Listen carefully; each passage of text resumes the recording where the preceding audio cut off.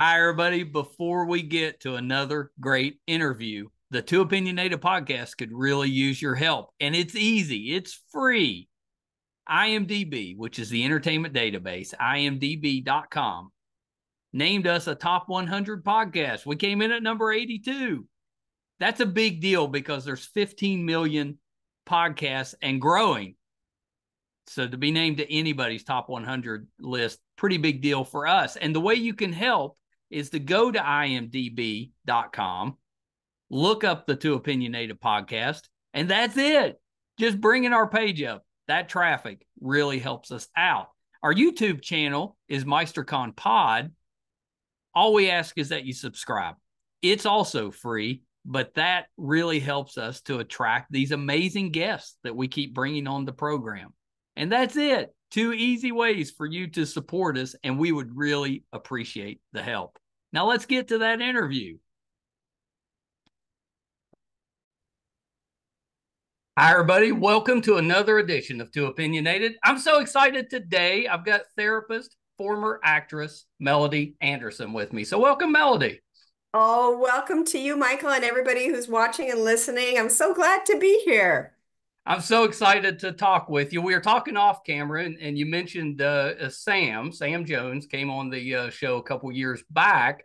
We met Sam, my son and I, at a convention. Mhm. He was there set up, and he was trying to watch his son, who was in college, baseball game on his Oh, yeah. laptop, and he couldn't get it to work. And my son is fairly technical, so he Becky? was able to get that to work for Sam. And he was just thrilled to death. And I was like, well, you could come on the podcast. And he did. And I love telling that story because he did the entire interview standing up in his living room. And he's surrounded by boxes. I mean, just a ton of them. And I asked him, I said, Sam, are you moving? And he's like, no, these are my action figures. Oh, dear.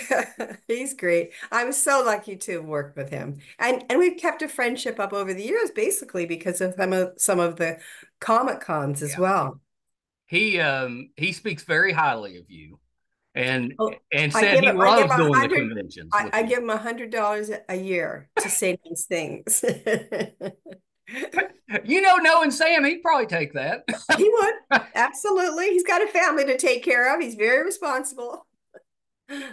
So Melody, let's start this way. Tell me a little bit about what got you into acting because that's such a difficult profession to go into, and then how you transition back out of it.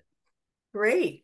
Great question. Well, um, I had graduated. I'm Canadian, and I had graduated with a journalism degree and was working in a lot of radio. And I just loved radio.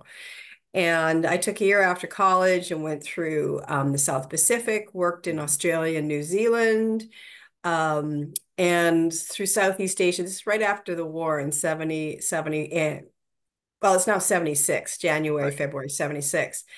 And I was in this hotel room on the Kowloon Mansion. I'll never forget it. It was, a dumpster, which is usually where students go when they travel. But they had a radio, and on the radio, they had Who's Afraid of Virginia Woolf with Uta Hagen. Yeah. I was moved to tears by her performance. And one of the things I became a journalist about is that I just love to communicate and change people's lives, Right. right? Well, after hearing that broadcast, because I had been doing some journalism in Australia, and that was back with the real yellow journalism of Rupert Murdoch, and it was pretty Pretty rough. unsatisfying, Yeah. and to put it the least. And so I went, that's it. I'm going to become an actor. I'm going to go. I mean, this is like these ideas just came into my head. When we're clear and open, we can hear all sorts of That's wonderful, right. intuitive thoughts.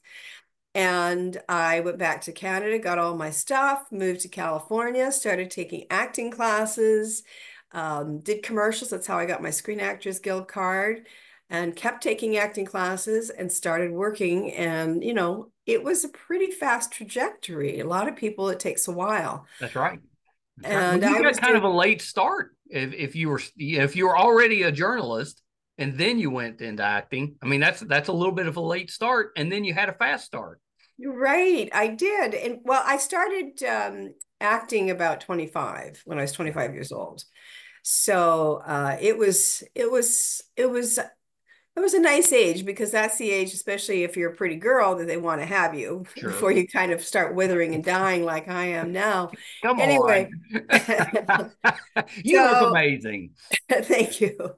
And so I started taking classes and was doing some modeling, and so I could do commercials and get my Screen Actors card. I was so focused that that's what I wanted to do.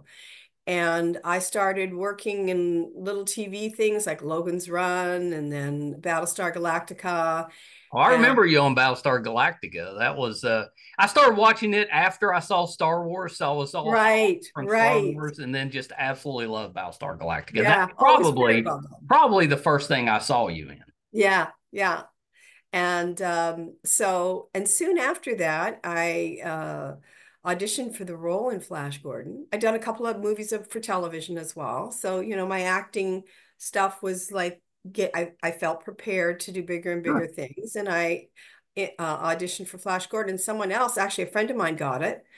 And things didn't work out. And I had just gone from LA just to see a friend of mine in New York for about a week. I just had like a week's worth of clothes.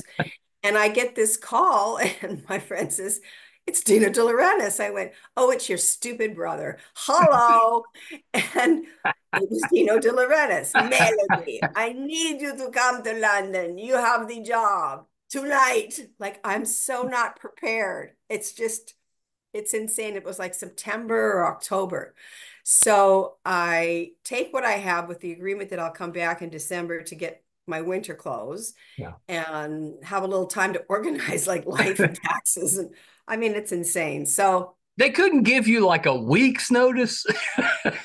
that is an excellent question because what happened was as soon as I landed, they took me right to the studio where they dyed my hair black because the cartoon character, Dale Arden, had, That's dark right. black hair. They, for some reason, decided to shave the front of my hairline because it would look like a wig. Why not get a wig? Okay, Yeah. first Why not get a question. wig? Did the costume thing, and I was working the next day. I didn't have a place to stay. I was staying with Sam at the time and his future first wife, and I stayed with them because I knew where to go. I mean, it was so crazy, which is kind of typical of a I Dino mean, you Diller didn't know production. Sam ahead of time. Did you just No, I set had that no up idea. once you got there? You're like, I don't know where to stay. I don't know where to stay and everything. And so, they took me in until I could find a place. But I was working almost every day. Of course, dear Sam was in almost every scene, so he was working constantly. Yeah. Yeah, at least I had a place but it was real, by the seat of your pants kind of shooting for me.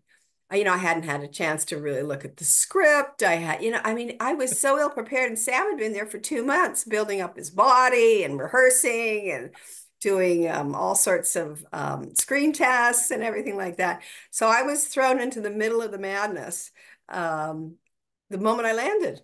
I There was mean, no like, nothing oh, like unpack just and have getting, a rest. No, what, you're going to the studio. yeah, just getting thrown into the fire. That's right. Yeah. Part of me thinks like I could not be an actor, but if I was, part of me thinks that would be the best thing that could happen to me because I would stress out so much worrying ahead of time. I'd probably do better if you just threw me in. Well, I had been doing, for about a year and a half acting classes, Yeah. and I had been working for about a year and a half. So, I came into it pretty prepared as an actor, knowing how to break down a script and perform and all that kind of stuff. But, I mean, they were piecing costumes together for me at the last moment. And Dino, I came in and see Dino, and he says, "I don't know, maybe you need to lose weight." I said, "Well, it's a little late now." Oh, I mean, dear. any thought while you're going through that it would end up becoming kind of an iconic role. I mean, because even at the box office, the movie did okay, not great, but after that, from my recollection, it was one of the early movies that HBO got when they first started coming out, and Right. it really exploded after it hit hit the cable network. Yeah, it really did. And in fact, the movie did extremely well in Europe and Mhm. Asia. For whatever reason, it was not promoted. There It's was, so some weird. sort of politics between Dino or whatever. Who the heck knows? But anyway, they didn't really promote it. I mean, in France, they had, large life-size figures of us in cardboard lining the Champs-Élysées. Wow. It was just, again, all these petty politics, but basically, yeah, having it come out on television really made it, and so we became a cult classic, one of the Yeah. top 100 favorite British films. I mean, the other countries really, really promoted it, and their film societies did as well. But who knows? The whole thing is weird. So, but yes, I had no idea at the time that I would still be, almost 50 years later, still talking about it and still going to places where people would want me to sign autographs and Yeah. things and even remember.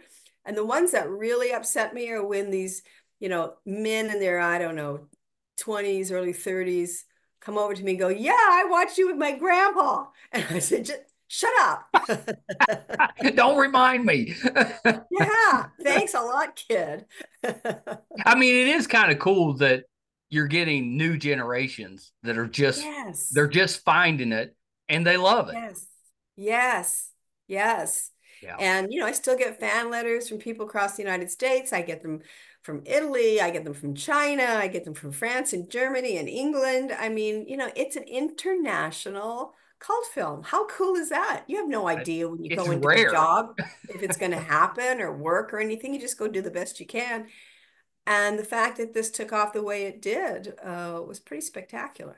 Yeah, pretty great. Did you get to keep any of the costumes? No, no, unfortunately. And that scene with the at the wedding, that whole black dress was black bugle beads, and it weighed 33 Oh pounds. my gosh. And I would have taken that in 2 seconds, but I think it was too heavy to take away. No, no, the only thing I kept actually was my name on the door, my name card. So I still have that, That's and I bring nice. it to conventions. Yeah. Yeah, that's good. That's pretty Yeah. good. Did they contact you when they came back out with the TV show? Did they try to get you to come back on? No, in fact, the TV show was such a disappointment because it had none of the fun and the color and the That was my cartoonishness. issue with it. Yeah. It was just like a regular, I don't know, guy dressed in modern day clothes. I mean, the magic of Flash Gordon was that it had that whole Asian bend to it in Yeah. as far as the design and the costumes because of Ming and all this kind of Well, stuff. it looked futuristic. Yes. Yeah. Even though they had, things back to Well, Buster right. Black with strings holding the holding the little spaceship. But it's supposed to and it's supposed to be campy and Yeah. fun and colorful and magical. And there was no magic in that series. So I watched it once and I went, okay, I got it. Yeah. Yeah, that's kind of my feeling. It wasn't bad. It was fine. But it didn't recapture the magic, which was what we were all No. hoping for. And it didn't capture the audience that thought they were going to see that Yeah. in the Yeah. series. I think Yeah. I think a lot of people were disappointed that it was missing the camp. Yeah. And the People love the color. camp. Yeah. Yeah. Yeah. I hadn't thought about that, but yeah, that kind of Yeah. makes And sense. over the years, there's been attempts because, the way the movie ends, it's set up for a sequel. Yes. But there was such sort of conflict between Dino and Sam that we didn't do a sequel. I mean, I just saw myself working and, buying a house in Tuscany somewhere with all the money I'd make from all the Flash Gordon series. That dream went in the toilet. And so I ended up, coming back and getting on my feet and, going on and doing other movies and then a lot of television after that as well. Yeah. Yeah. I saw you on TV a lot through the 80s and 90s, which, by the way, Logan's Run, you were terrific on. Oh, thank you. I saw it a little later. I was a little bit older, so it was in reruns. But yeah, I love that. I'm a sci-fi type of guy, so I love that. Oh, perfect. You Yeah, know, it was my very first job, and I was so first time on a set. I was so nervous. And I came home and I thought I was so horrible. I came home and just cried, and said, I'm never going to be able to act again. I was so horrible. You know, be careful what you believe about yourself that's because it's right. probably wrong. Yeah, that's right. Oh, I meant to ask you, were you a Queen fan when the movie came out? No, I was not. Yeah. But, you know, just don't get jealous because I got to meet Brian May and I got to meet Freddie Mercury and we yacked and talked. And then when we were back in London, I think for the British top 100 films, Yeah. or no, it was for BAFTA, their award thing. Right. Brian May was still there. Do you know he's an astrophysicist? This I've guy is heard such that. a genius. Oh my God. Yeah, What you an wouldn't know that just from listening to the music, but yeah, Yeah, genius. amazing and so sweet and so, you know, humble. And it was wonderful I'm knowing a him. And it was little jealous. I'm a little jealous. good. Okay, I'll take that. How was Freddie when you met him? Was he like he was on stage, or was he a little more Oh, he reserved? was so gentle and sweet. You know, when he realized I was playing Dale Arden and he was all excited and everything, he was just lovely. It unfortunately didn't last that long, but you know, we had some discussions and Yeah, everything. that's one of those meetings that you kind of carry with you, Yes, even though it's short. absolutely. Absolutely. Yeah. Yeah. But yeah, Yeah. so with when you started doing TV, Jake and the Fat Man loved you on there. You I did it. love that I think you show. did an A Team episode. I did A-Team, I think was also one of my early ones before Yeah. Flash Gordon. That I did afterwards and you know, I had a great time on it. Well, and you were the lead in that show Manimal that didn't. It only lasted a year. It Uh, was 6 shows. This show was so good. I was so agree. happy because I got a different animal. I love animals. I send a lot of my money to the World Wildlife Fund, folks. Let's save those little That's right. bears and tigers. Um, and just I had elephants, I had snakes, I had the panther. I mean, sadly they had to kind of put it out, but it was lying in my lap and I got to pet his little Oh, panther head. I was in amazing. heaven. And they put us in a slot. They really advertised us beautifully. NBC did a brilliant job, but we were in a slot where there was a big show that was taking a lot of the audience, and I couldn't believe it because it was such a family show and the changes. Well, and it got a little bit of a cult following Oh, after it that. does. Yeah, Yeah. yeah. Yeah. Because there was books. Books came out after the show that Right. were based on it. I was like, well, maybe they should have given that a few more They seasons. really should have because, you know, kids love the changes and all the animals. And I love my fellow actors. And just going to the studio every week and going, oh, what do I get to play with this week? It was just fantastic. Yeah, I was It really, really disappointed in I that. love the fact that you enjoyed the playing with the animals. I got to Oh, talk with Mark Singer who played Beastmaster, and yes.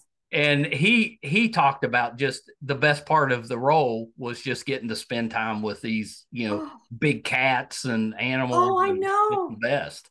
And petting an elephant when its little eye is looking, well, its big eyes looking at you, you know, like you know you're connecting to the animal. It just was great. No, I was very disappointed. I had a lot of hope for that show. And again, my house in Tuscany. So that again was Oh, you did an episode of The Fall Guy. We just got the remake, yeah, or that was it one of was the more of a sequel. that was one of the early ones. Also, TJ Hooker. Yeah, I Love had a William nice. Shatner. Oh, yes. I had a wonderful uh, time working before I went to Flash Gordon. So I was pretty ready to be on a big Yeah. Yeah, fat you were pop. actually, you were on a bunch of stuff. Maybe Welcome Back Kotter too.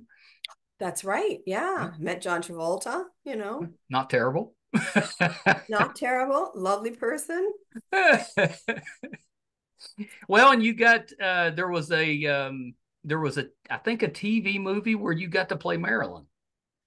Oh, that was such a treat. I mean, I studied her and, to be able to do that role and her sadness and her story is so tragic. And she was she really didn't have much of an education. She was a very bright, well-taught lady. She, in fact, did Eli Wallach's contract in the Misfits. Oh, really? Oh, she had her own production company. Amazing. Unbelievable girl. And then just, all the sadnesses and things that happened to her.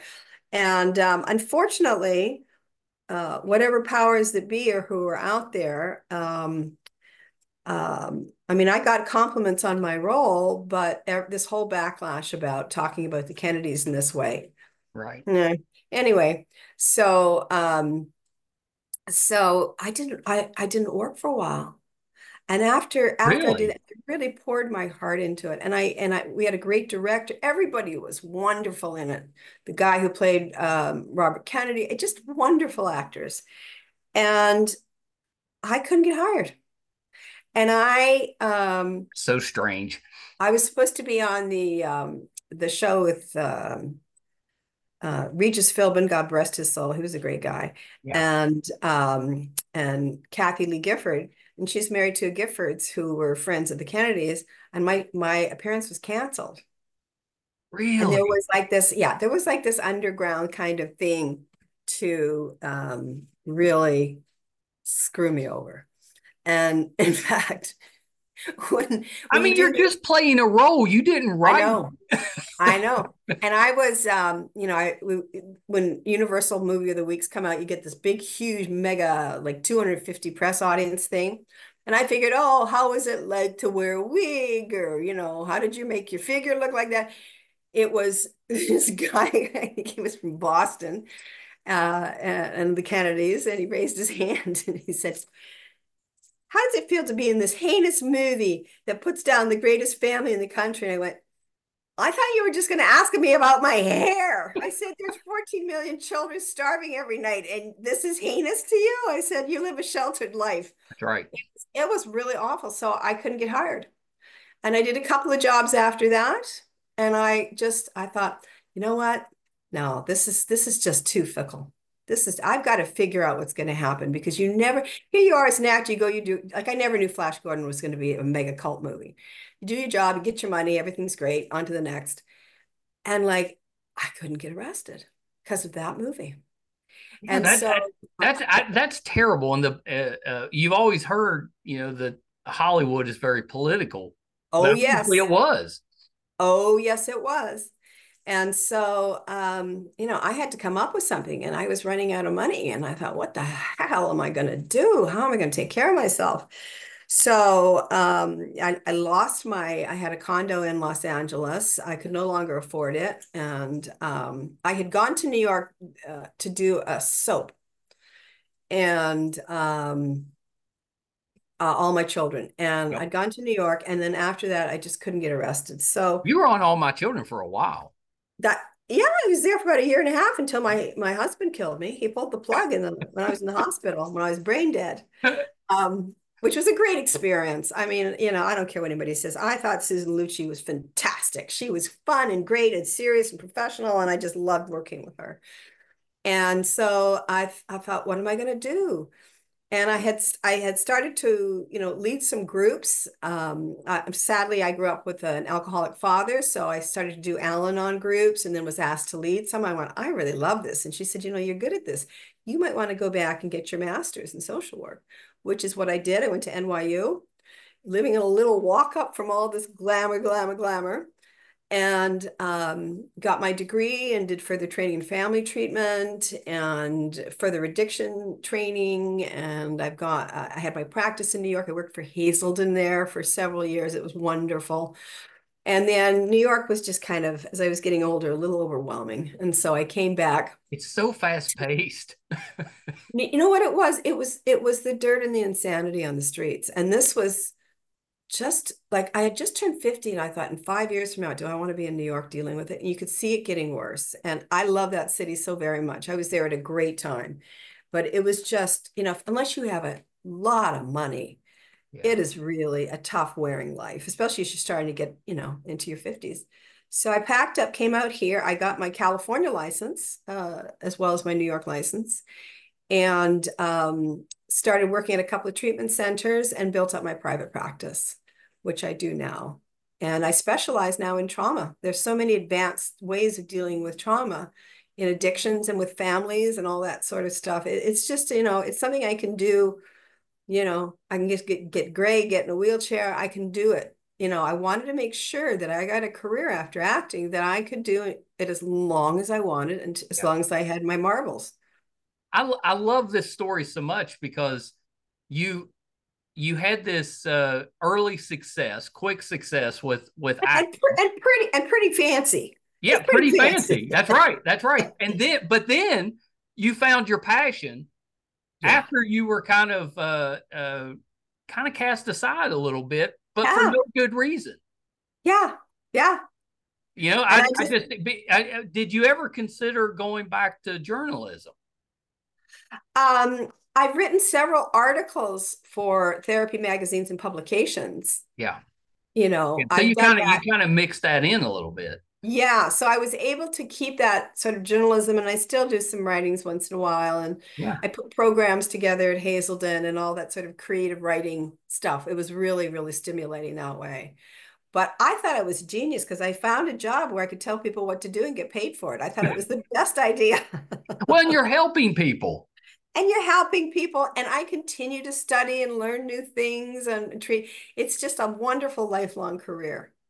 Yeah, that I love that so much because it's a lot of us get stuck working in a position that maybe that's not our calling, but Yes. it's what you're comfortable at, so you just keep doing it. I did the same thing. I ran call centers, and I Oh, did that wow. for 30 years, but Yeah. was never really happy with it. And then my son came to me, wanted to start a podcast, and I was like, well, okay, because I'd like to spend time with you. So we did that, and then it took off, and I really found Wow. what I love to do. And I was able to walk away from the call center stuff, and I'm so much happier. Yes. And that sounds like what it was for you as well. Yes. Absolutely. Absolutely. And there's just so much trauma people have experienced in their lives, and to be able to have these up-to-date ways of taking care of people, and relieving their suffering in like 3 to 4 sessions, sometimes even one session with a thing called brain spotting. People should look that up on their Yeah, yeah, I internets, haven't and heard of that. What can it's you describe that a fantastic. little bit? Come again? Can you describe that a little bit? What is Well, the well-proven science, research-based, is that where you look is where you feel. You see people zoning off with their eyes, and it's sort of yeah, a place they go to kind of relax their bodies a bit and come back. And so you use a pointer, and people just find an activating spot and a resource spot, and they process it. They don't have to even talk about the horrible, horrible trauma. It's actually going deep, deep into the unconscious and down the spinal cord as far as releasing that bracing that happens when people are traumatized. really? And, oh, it's so I fantastic. mean, And is it a type of hypnotism? What? no, not at all. It's kind of like there's a thing called EMDR. A lot of people were doing it out there where Mhm. they were kind of looking, sideways to sideways with their Right. eyes, connecting with the emotional right side, and the more, it's really simplifying it, but more of the the thinking executive function part of the brain. And it's still there. You still remember it happens, but it doesn't have that physical charge. But people still had to sort of talk about the memory, and it was just, they were so upset, and you felt so crummy as a therapist doing that to people. Whereas this, they don't have to. I It's a love that. it's a very, very gentle way to take care of really deep rooted trauma, Does And I it would, does it just help with the? Are you just getting it out, just the bringing it out in the open where you can discuss it? Is that how it helps? no, they don't even have to talk about it because some people don't want to talk about their Yeah, that's traumas. I'm having trouble wrapping my head around that because it's Right. with trauma, you'd think you'd have to kind of talk through No, that, because but that with this, you triggers don't have to. people. Yeah, it No, that does. triggers people. It makes them more upset.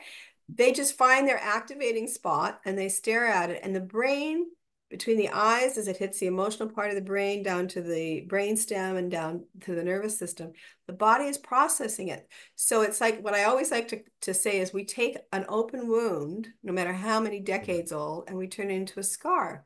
It's still part of your story, but it's not sensitive to the touch Right, it anymore. doesn't hurt anymore. Yeah. Oh, I love that. Yeah, I have to look that up because that's really interesting. Because I Yeah. love the fact that you're able to help people without dragging them through all the bad stuff that they're trying to work through. Exactly, and re-triggering them and all this stuff. So I do that, and I do it on Zoom. With that darn plague that came and hit us all, COVID. I know Zoom Um, may have been the best thing that came out of that plague. yeah, and it's very successful on Zoom as well. So I have a lot of clients on Zoom, and I want to make sure people have a way. My website is kind of struggling a little bit. We're redoing it. It's taking forever, but I want to leave a way for people to connect with me if they want to. Yeah, I love that. How do you handle it when you have a patient that recognizes you as an actress? Oh, I love that because they suddenly feel like, I don't know, that I'm more powerful than I really am. Because they say I always want to teach people how to fish. I don't want to fish for them. Right. And um, I always ask, do you think it's going to interfere with you hearing some of the recommendations and suggestions I might give you? And most people say no. And once they're into their stories, I'm really kind of irrelevant. So it's never affected that at all. You're more of a facilitator, I guess, with that. Yes, absolutely. Yeah. Yeah, Absolutely. I think not that I've got any experience as a therapist, but I am very friendly with some therapists, and I like uh, the ones that most of the work is done by the patient. They're kind of they guide them, they facilitate, they give them the tools, but the actual work, most of that is done by the patient, and I kind of love that. Well, it's so respectful, first of all, because Yeah. deep, deep inside in our intuition, we know what's best for us. We hear that voice, we just don't Right. listen to it. And I always say, I'm kind of here to remove the boulders and get them out of your I way like so you that. can live an easier life. And Yeah. we'll do that together, but you're going to get through it and get to the other side. So that I'm kind of a guide through that. So they don't, who wants to be lectured to? You know? Nobody. None of us Yeah. like to be lectured. Right. And I don't think I'd have a successful practice if I just said, oh, get a job and grow up and stop whining. I don't think that would be helpful. It might help a few people. Yeah, Do you yeah. have any entertainment people that come through as clients? Yes, yes, actually more. Yes, absolutely. And so that helps too, because they know I get the madness of the industry. Well, that was kind of my thought. You Yeah, you you would understand some of the pressure that they're dealing with. absolutely. And also because of my growing up with alcoholics, I Yeah, work with a lot of families affected by it because I know what it's like. You always feel better speaking to someone who's gone through what you've gone through. that's true. Yeah, Yeah, that's 100% true. yeah. Yeah, I'm so happy that you found and obviously you're good at what you do. You're very confident in the way you talk about it, and it I can see that it makes you happy or it Yes, satisfies you. it does. It does. When you see somebody see the light and find some peace. And I mean, even in one session of brain spotting, I watch people being all clumped over and down in these down faces. And at the end of it, they're back into their adult selves and their faces are shining. It's like they're connecting to their truth of being a valuable being. It's so fab. I mean, like that is so exciting to Yeah, watch. that's amazing. That's amazing. Yeah. I'm guessing that type of work would allow you some time to do, say, conventions. Well, thank God for conventions. I'm always happy to go. And Sam and I try to go together, Yeah. so people can get a twofer. Um, yeah, it really, really does. And honestly, if Steven Spielberg called me up this afternoon to do a movie with him and George Clooney, I'd be there in 2 seconds. But so it's not like I ever gave up acting. It's that I had to have something else that was creative, which being a therapist is. And Yeah. I'm also a painter as well. So Oh, you I, are. yeah, so I need to have creative, that, that imagination and curiosity touched in me to be happy. And it's just so fulfilling. So I'm very, very happy. But yeah, Stephen, give me a call. Come I was gonna on. say I love the fact that you've at least got the doors cracked open, just The in case. doors are always open, but nobody's gonna come a knocking, as the song You goes. know, now that you said that, they'll be coming. Okay, your mouth to God's ears. I'm there. I mean, would you like to see them try to redo Flash Gordon again, or is it better just leaving it alone? It's like, would you redo Gone with the Wind? I No, wouldn't. no, you don't like it. Like, it's a specific look and time and all the brilliant actors in that movie. I mean, I can't imagine anybody better than Max von Sydow doing me. Who else could do him? And Nobody. Brian Blessed? Oh my God, as the Hawkman, you couldn't do better than him. Amazing. Probably uh, the character that I remember the most from watching it when I was a kid was him, because he was just Yes. he's such a presence, so loud and just He is, and jolly. that's how he is as a human being. Sam and I would go to these conventions with him, and Sam and I would just sit in our chair. He'd get out of his chair and he'd keep marching back and forth and talk about when he climbed Everest. And I love these two people. And we just kind of sit there and go, okay, let me Let know him when do his you guys work. got questions. So yeah. Oh no, he's a delight. He's a delight. He kept me going some days when, it was sometimes hard going because we work 6 days a week and Oh definitely no, about, 12 hours a that's day. exhausting. Yeah. So we just had one day off. So yeah. Yeah. No, he's a magical human being. He really, really is. I'm so Yeah. glad I know him. Yeah, that's terrific. And Melody, thank you for taking a little bit of time with us today. My You've been pleasure. terrific. It boggles my mind that people haven't reached out to you already to get you back on screen, because Well, I'm it, going it back does and to me looking. too, Steven Spielberg. Yeah, well, I'm gonna make some phone calls. All right. You see what you can pull up. If I can't get Steven, maybe George. Okay. George is doing some directing now too. Yeah, yeah, So you never absolutely. know. You never know. And I want to make sure that people, maybe you can put it up on your site. If they do want to contact me, there's a Flash Gordon site we have, and I have all my information there about the counseling. Oh, great. Yeah, And what yeah, what's the like site? those little menu titles. Yeah, So the Flash Gordon site is really complicated. It's all one word, lowercase, melodyanderson.com. And you'll get all information about my upcoming conventions, and there's information about the practice and how to contact me and all that kind of stuff. amazing. Yeah, amazing. What would you think about like a Flash Gordon musical? Well, again, unless it has the magic, Well, it'd be tough. It'd be tough. I think it would be fantastic if the visuals match it, but that's why that movie has lasted so long. The visuals, it's kind of like the Wizard of Oz of our times, just the magic and the colors and this costume. When it We goes weren't well with even the soundtrack, I mean, it just Yeah, the everything soundtrack. worked well We together. weren't even nominated for sets and production, not even nominated for sets and production design and costume. The costumes were Oh, unbelievable. they were So amazing. Universal did not really promote us very well. It's too bad. I know. What's going on with them? Come on. But I've kept on going, so I'm very happy today. No, that's amazing. And I love that you're out there just helping people daily, Mhm. and that's good for you. That's terrific. I hope at some point we get to catch you at a convention. Yeah, yeah. As I say, on that site, you can check out my site as well. I will have upcoming conventions that I'm doing. Yeah. Yeah, terrific, terrific. Are you also on social media?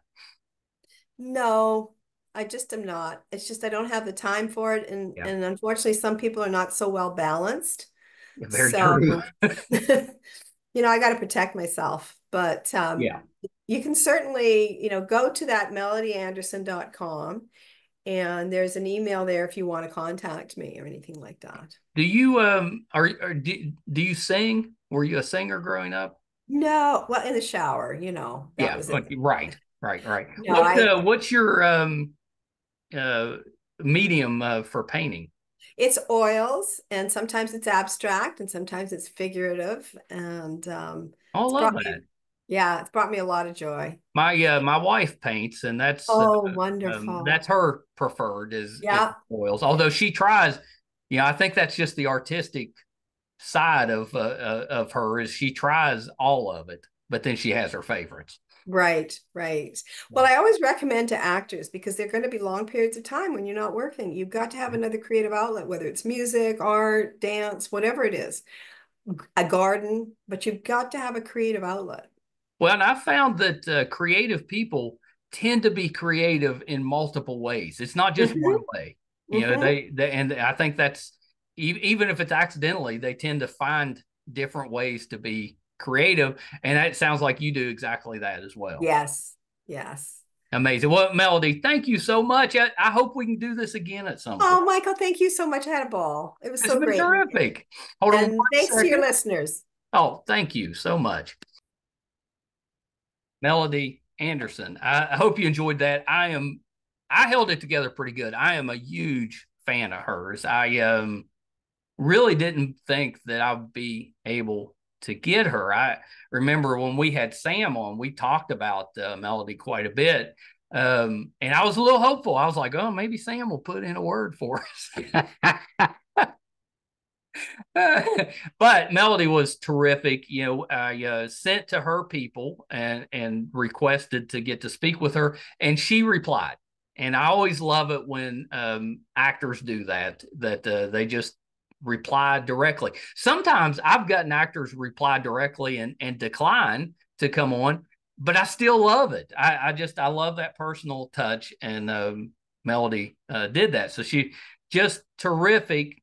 Love that she's out there helping people. It's terrible that she's not still acting. So, if you're in Hollywood or you're in Canada and you're making movies or a TV show, give Melody a call. I have a feeling that she'll be just as good, maybe better than she was, back in the 80s and 90s. We talked about a lot that she was on, but I want to just throw out some of the show. I mean, she was very prolific. Um, for a 10-15 year period there. I wanted to throw a few of those out there. She did The Hitchhiker, Murder She Wrote, Hotel, St. Elsewhere. She played Nurse Jill, I think. I'm a big St. Elsewhere fan. We've had Ed Begley Jr. has been on the podcast. Love that cast. Thought she was terrific as well. We mentioned the A-Team.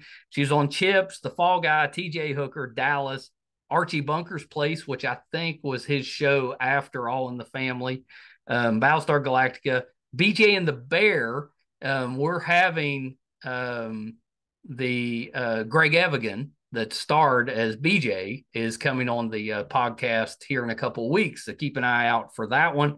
Logan's Run, we mentioned. Welcome Back, Kotter. Manimal, I thought she was terrific in. She was the lead in that.